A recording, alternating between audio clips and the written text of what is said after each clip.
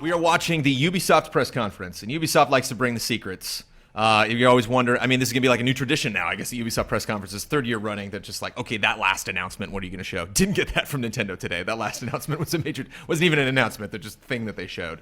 But Ubisoft decides not to announce a new IP, but to bring an IP, seemingly back from the dead, an IP that we haven't heard much about, an IP that's gone all over the place and had lots of different games and really seems to be reaching to the periphery of where we have experienced Ghost Recon before. Ghost Recon Wildlands. Okay. You checked out today, Ben. Did you play this game? Did someone play it for you? This was basically a theater presentation. Okay. So keep that in mind. The one key thing to start off this conversation is Ghost Recon Wildlands is all about co-op.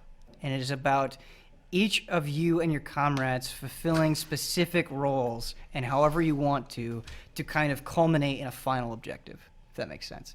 And in the demo they showed us, there were two guys by themselves, and then the other two were kind of buddied up, and they wanted to find this guy. They wanted to kidnap this guy and take him. He was a bad guy. They wanted to get him. And the way that they did this is the different groups went to different locations to accomplish different things, to gather intel. And I think that is a really cool idea, because when you think about co-op, right, you're always all accomplishing the same thing at once. I love the idea of being like, look, we have this very vague objective. Huber, go all the way to the other side of the continent to figure it out, and then let's meet up here. Love that. Because that creates really cool moments. And the demo is very scripted, so you didn't get to see a lot of this, but they kind of hinted at it, right? So let's say I send Huber to the other side of the continent to gather information, and then he gets on voice chat and he says, Ben, it went bad. It went bad. You need to get in the chopper, and you need to fly over here with Brad on the gun, and we need to figure this out. Probably would happen. I'd be down. I'd be bleeding out. And so the process they kind of went through, they showed different vehicles. They kind of showed this Jeep. They showed a dirt bike, basically. And you could kind of acquire these things on the fly. And that was really exciting. There was a lot of flexibility to missions. You had an objective marker where you could just kind of go and you're like, okay, I know the guy is here, but I don't know exactly where he is or what the situation is. Is it heavily guarded? What kind of weapons are they using?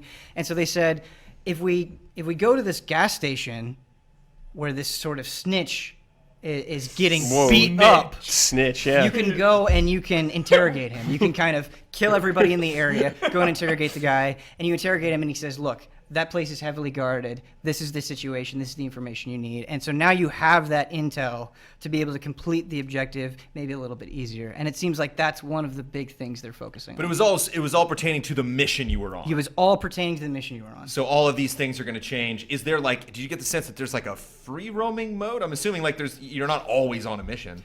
So they can you didn't just kind of like tool around this They world didn't and have fun? show any of that. It was the entire demo we saw. It was in the context of this one mission.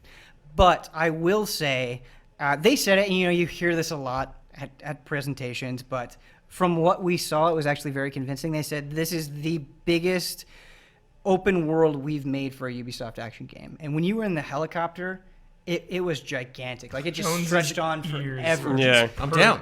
When I saw it, I was down. When they said, this is a crazy open world action game, the guys are parachuting in, I was like, go on. Yeah, and I think what surprised me the most is the problem that I have with open world games, especially like taking Ghost Recon into an open world, is that you wouldn't have sort of the tactical decision making that the franchise is known for. But the way that they approached every objective, they scoped out the situation, they marked enemies, they used every tool they had to complete a little bit more thoroughly. It wasn't just go in there guns blazing, okay, we've cleared this waypoint, let's get in a Jeep and go over here. There was a methodicalness to it that I didn't get from the reveal trailer that I was happy to see in the demo. But you can still do that. You can go in guns blazing if you got the right guns and you're good at the game. You can, but the way that it seemed in the implication that they gave is, you could very easily fail the mission that way. So you mentioned you beat up the guy, you got intel, he gave you information on how to get in there. Mm-hmm. Did you then apply that, or was that the end of the demo? Did you then go in and kick ass and finish the mission? So it seemed like it was applied automatically, that it wasn't you had it necessarily. It's just when you got to the area where you were trying to extract the bad guy, you all of the enemies were marked for you. Okay. And so it was like, okay, this is a nice bonus because I did this other thing. One of my number one wants, I don't know how they've never done this with a game.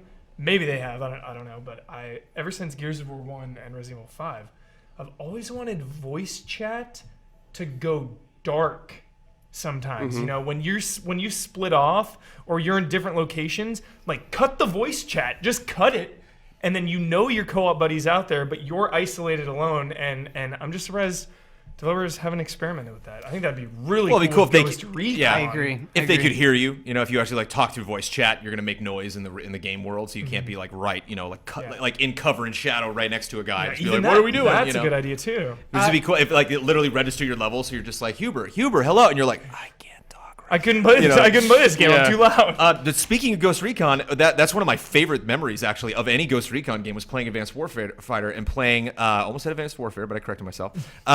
Where you would go into these modes and it was one shot kill, but if you lost somebody, they're out, and you didn't, so it was not like Rainbow Six Siege where it's just like 4v5 now. Like I would literally, just be like, okay, Brent,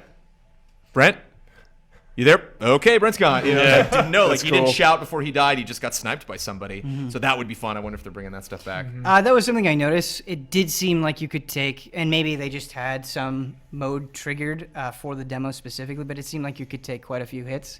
Okay. Which Whoa. I'm Were there not, respawns? Did you see somebody? No, I respawn? didn't see any respawn. I bet that's just demo purposes. It could just be demo purposes. Sure. The other concern that I have, right, is it's very easy to make a demo seem like the mission is super focused and kind of has that very tactical feeling. I wonder if each mission will feel like that, or if it's just the core missions. How meaningful is this world outside of the critical path? They didn't even hint at any of that stuff. That's always been the biggest problem with me for a lot of the Assassin's Creeds lately, and Far Cry 4, was that all the side stuff felt inconsequential and didn't have nearly as big of an impact as the core stuff. Recently, Witcher 3, all the side stuff has so much meaning and so much impact, changing games. Like, hopefully Ghost Recon can have, completely side objectives where you have to kidnap, some drug smuggler, and that feeds into the main missions. Like, have them kind of correspond to that. And it comes down to, and you've said this to me, I think, a dozen times, the writing. The writing in The Witcher 3, they put the same effort in to the side quests as they do the main quest. They make you care. Yeah. And I think that's really important. So to wrap things up, there's different kinds of E3s. We have these press conferences. We Right. get to see these games announced for the first time, and then we get to go behind closed doors and we see this other slice of it. What are big things you want to communicate to somebody who is like, hey, I saw that Wildlands thing. It looked kind of cool. But you're like, no. I saw it behind closed doors, and this was portrayed in this demo, and I didn't really get that sense. You kind of touched on it a little bit before from that trailer that you saw before. If someone wasn't hyped, is there something you could tell them that, like, just wait until you actually get to play it and check it out? It depends on what kind of person I'm talking to. There are people that I think just like open world games, and then I think there are diehard Ghost Recon people. And I think this game is trying to be a little bit of everything, and I think you can see that in a lot of Ubisoft games. But I think it's doing it well. I think the thing that got me excited is there's more Ghost Recon in there than I thought there would be, and hopefully that can carry through to the final thing. Exactly how much Ghost Recon there is. That's the question. Like, how many missions we have. You mentioned the world is really big, but like, how much is there to do? When you get to a location, is it the only time you're going to be doing something in that building, or it's just like, okay, there's that mission for that building, moving on. But yeah, definitely curious to check this game out. Was this surprising to you when this was announced that like Ghost Recon was going in this direction? Yeah, I think I got on the stage and was very cynical about it. Yeah, but I think the final thing I want to say is I can't imagine playing this game non-cooperatively.